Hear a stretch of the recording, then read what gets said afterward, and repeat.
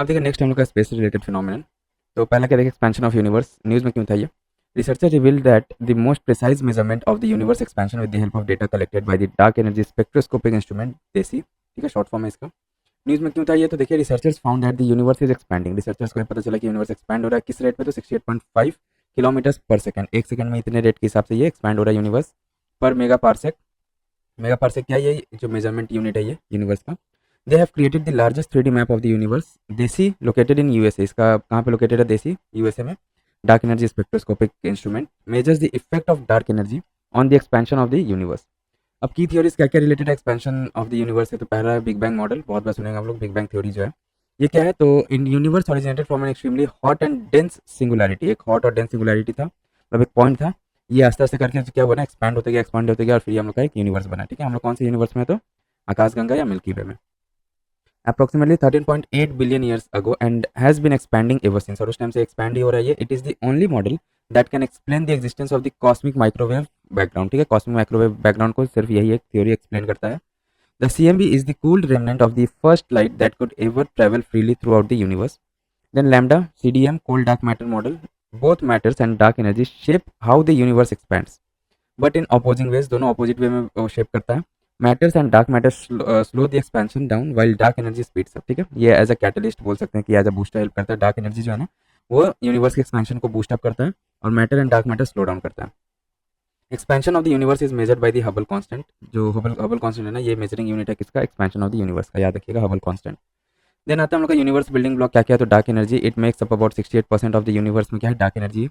Dark matter, it is a hypothetical form of matter that can not be directly observe. इसको directly observe नहीं किया जा सकता, ये हाइपोथेटिकल वे में इसको ऑब्जर्व किया जाता है। But its existence is inferred from its gravitational effect on the visible matters and background radiation of in the universe. It makes up about 27% of the universe. Universe का 27% क्या चीज़ से बना हुआ है? मैटर, डार्क मैटर से। Normal matter तो बचा हुआ जो 5% हो जाता है, उस किससे बना हुआ है? वो नॉर्मल मैटर से बना हुआ है यूनिवर्स का। Is made up of normal matter, it includes earth, sun, other and stars and galaxies.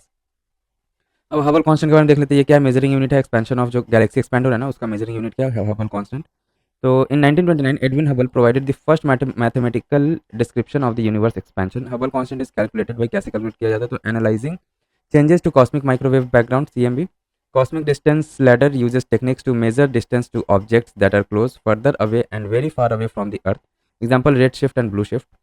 When an object is moving away from us, जैसे कोई ऑब्जेक्ट हम लोग से दूर जाता है ना, तो वो उसको रेड शिफ्ट बोला जाता है, क्योंकि वो हम लोग को थोड़ा रेड होता हुआ दिखेगा। And when object is moving toward, और जब कोई ऑब्जेक्ट अगर हम लोग की तरफ आ रहा है तो वो थोड़ा सा ब्लू कलर का दिखेगा, ब्लू शिफ्ट, तो उसको क्या बोला था? ब्लू शिफ्ट बोला जाता है उसमें। Hubble tension refers to the discrepancy that two equally valid methods to measure how fast the universe is expanding। ठीक है, यूनिवर्स कितने स्पीड में एक्सपैंड कर रहा है, वो हबल टेंशन से हम लोग इक्वली उसको हम लोग मेथड से हम लोग वैलिडेट कर सकते हैं। देन कम्स अपना सोलर स्टॉर्म। ये क्या है? जियोमैग्नेटिक स्टॉर्म है। न्यूज़ में क्या होता है? Earth witness G5 level solar storm, the strongest in 2 decades. ठीक है, 20 साल में सबसे स्ट्रॉन्गेस्ट सोलर G5 लेवल का जो है सोलर स्टॉर्म हम लोग को देखने को मिला है। That possibly one of the strongest displays of the auroras in the past 500 years. Solar storm है क्या? ये तो solar storms are like massive burst of the energy from the sun. Sun का जो कोरोना लेयर रहता है ना, सबसे आउटर मोस्ट लेयर, ये जो ऐसे दिख रहा है कोरोना लेयर है, इसमें से सोलर स्टॉर्म्स यहाँ से जनरेट होता है।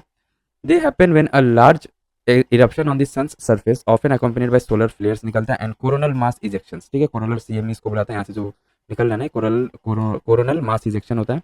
Accelerates charged particle to incredibly high speeds। Depending on the intensity, they are classified from G1 minor to G5 extreme। तो इस बार हम लोग को G5 ये देखने को मिला था। High speed solar winds bring geomagnetic storms। These are the result of sun entering a period of peak activity called solar maximum। ठीक है, इसमें जो सन अपने पीक एक्टिविटी में पहुंचता है, तब ये क्या होता है? यहाँ से CMEs निकलता है बहुत ही एक्सट्रीम लेवल का, और G5 जो है ये हम लोग अभी विटनेस किया था। सोलर फ्लेयर एंड CME के बारे में देख लेते हैं। तो सोलर फ्लेयर क्या है? It is an intense burst of radiation. ठीक है, while CMEs are huge clouds of plasma, hot ionized gas and magnetic field ejected from the sun near sunspots। ठीक है, these ejected particles can travel over 1 million miles per hour and they interact with our planet's magnetic field, causing disturbances। Sympathetic for solar flares are caused by multiple eruptions across the sun's magnetic field। देखिए, अब solar storm का implication देख लेते हैं। यहाँ से solar storm आ रहा है ना, ये एनर्जेटिक इलेक्ट्रॉन्स है, इससे हम लोग डैमेज होता है हम लोग का स्पेसक्राफ्ट का इलेक्ट्रॉनिक्स एंड GPS सिग्नल। देन सोलर फ्लेयर प्रोटॉन से देखिए सबको डैमेज पहुंच रहा है। Then radiation effects on avionics and communications. Then geo magnetically induced current in the power systems, जो यहाँ से निकल रहा है हम लोग का सिग्नल से, ये फिर आके हम लोग को अफेक्ट करता है नीचे में जो भी हम लोग का केबल्स वगैरह जा रहा है ना उसको। टेल्यूरिक करंट इन पाइपलाइंस, ये सबको अफेक्ट करता है। Induced effect in the submarine cables में भी इफेक्ट आता है। टेलरिक करंट होता क्या, तो ये इलेक्ट्रिकल करंट है in the earth induced by magnetic disturbances. Then देखिए the sun's activity cycle, sun activity अपना किस हिसाब से करता है उसको हम लोग एक बार देख लेते हैं। The sun goes through cycle of activity with periods of high and low activity. High जब होता है तो H5 लेवल का हम लोग का एक्सट्रीम सोलर फ्लेयर आता है और लो में हम लोग का H1 लेवल का सोलर फ्लेयर आएगा। दिस साइकिल्स लास्ट अबाउट, इसका ड्यूरेशन क्या है इस साइकिल का, सन साइकिल का, तो 11 ईयर्स का ड्यूरेशन रहता है इसका। And during the peak of the cycle call the solar maximum, और जब एकदम पीक पे रहता है तो उसको सोलर मैक्सिमम बोला जाता है। There are frequent solar storms and increased instances of sunspots, cooler region of the on the sun surface. This is because the sun's magnetic field are more complex and twisted during this phase, leading to more eruption and ejection of charged particles.